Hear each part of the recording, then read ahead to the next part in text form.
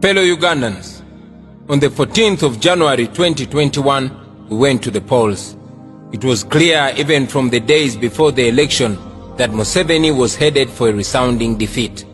Various independent opinion polls showed that Museveni could not even get 30% in a free and fair election. The mood all over the country was clear. Ugandans wanted change.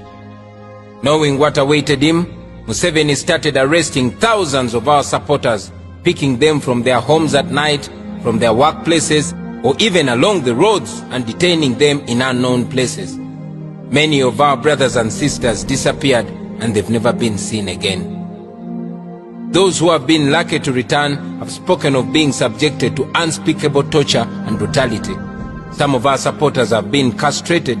Others have had their eyes and fingernails plucked out, their limbs broken, and their manhoods shattered. On 18th and 19th of November last year, on Museveni's orders, more than 100 Ugandans were shot and killed in cold blood.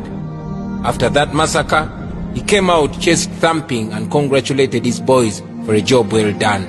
Up to this day, no one has been held accountable for these crimes against humanity. Just like the cold-blooded murders of Yasin Kauma, Rita Nabukenya, Dani Cheyune, Hakim Sekamwa, Hassan Waliendo, Frank Senteza, and many others, the regime silenced their grieving families, and that was it. The presidential campaign was turned into an exhibition of impunity. I survived 3 attempts at my life, and my comrades survived even many more. Some of our friends did not make it alive. Many comrades and journalists sustained permanent injuries. 2 weeks to the date of voting, my entire campaign team was arrested and subjected to all manner of torture and humiliation before they were thrown into a prison where they are languishing up to the present day. Museveni switched off the internet and ordered media houses not to report or even talk about the results from the polling stations as they came in. International election observers had already been shut out. Foreign journalists were targeted, and some of them were deported for the fear that they would expose the state-inspired violence and election fraud that was happening at that time. With this state of affairs, Museveni, aided by the Electoral Commission and the military, rigged the election like never before in the history of Uganda. In many districts of northern and western Uganda, citizens went to vote at 9 in the morning, but were told that the voting for the president had already ended. They could only vote for MPs and go back home. Voters wondered how ballot boxes were full of ballot papers even before the voting started. So many of our polling agents and supervisors had already been rounded up and taken to prison. In several districts such as Kwaniya, Isinjiro, Rukunjiri, Kabong, and many others, soldiers traveling in military trucks went from polling station to polling station, taking all available presidential ballot papers in favor of Museveni. Those who dared to question the criminality were quickly silenced by bullets and batons. But even with this ballot stuffing, we were still leading Museveni with a clear margin. And then, Mr. Byabakama, whether on gunpoint or out of collusion, he started reading things which only he can explain where they were coming from. Those who represented us at the National Tally Center spoke of how state operatives filled the entire Tally Center, and it is thought that these are the people who were feeding Mr. Byabakama with the results that he was reading, completely not reflecting what had come from the polling stations. Then on the 16th of January, by 4 p.m., Mr. Byabakama completed the fraud and announced Museveni as the winner.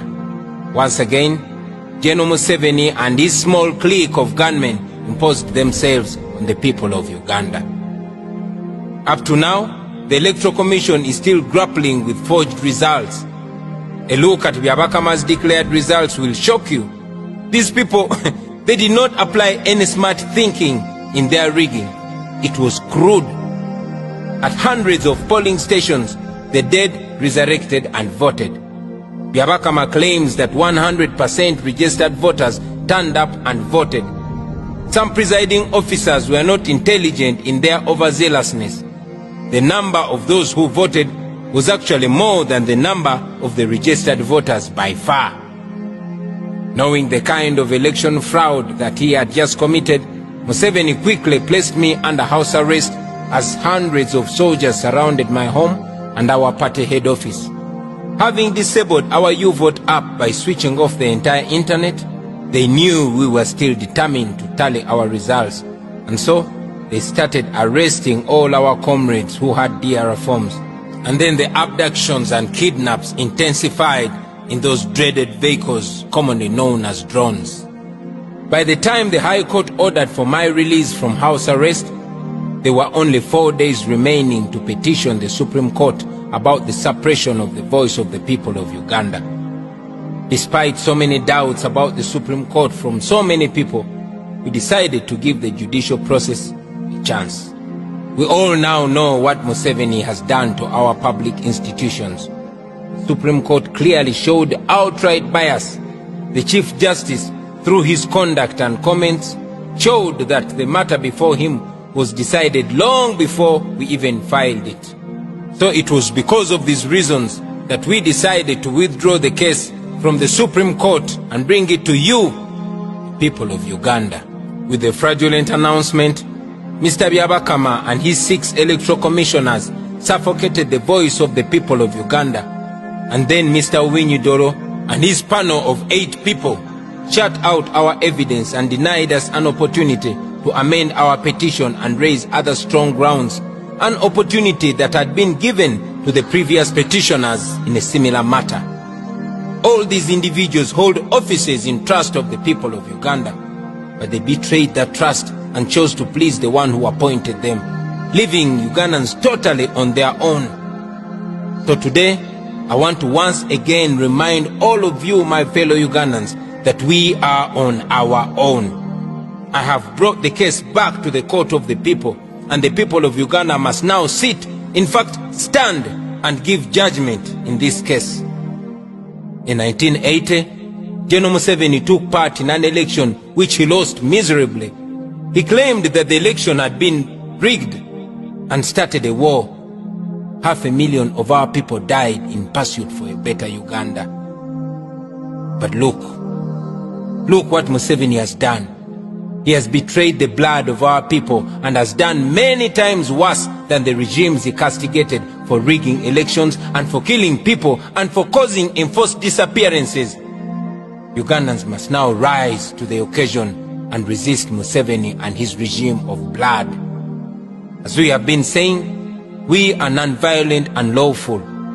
Our philosophy stands firm. People power is stronger than the people in power. Article 3 of our country's constitution empowers the citizens of Uganda to do everything in their power to restore the constitutional order once it has been overthrown, just like it is under Museveni. That is the next phase of our struggle. Many of you fellow Ugandans have been asking us what is next. The answer is you, me, all of us. The answer is people power. I therefore call upon all of you fellow Ugandans to rise and demand for our election victory, to demand for the immediate release of all the political prisoners, to demand that the security agencies immediately bring back all our people that have been abducted and kidnapped by the government in drones. We want our people back, dead or alive. Let us demand for an end to trying civilians in military courts. Fellow Ugandans, here and all over the world, let us stand up to the relevant offices and demand for answers. You can wear your mask and demonstrate peacefully. It is within the law. It may take shorter or longer, but I can assure you that if we come together and protest and demonstrate against the dictatorship, we shall get positive results. I call upon all of you fellow citizens of Uganda to rise and evoke Article 29 of our Constitution and demonstrate against a regime that has oppressed us and exploited us and turned us into slaves in our own country. To all our leaders, this is your time to offer leadership to our people as we embark on the next phase of the struggle. To you fellow Ugandans in the diaspora, please stand up and demonstrate at all our embassies all over the world at the parliaments in your countries and all relevant offices. To the men and women in uniform, the police and the military, I urge you to respect the right of the people of Uganda to protest peacefully. Your constitutional duty is to offer security to the people of Uganda, not to beat them or even kill them. I call upon all the forces of change to remember that this is not about any particular political party or politician. This is about our nation. The time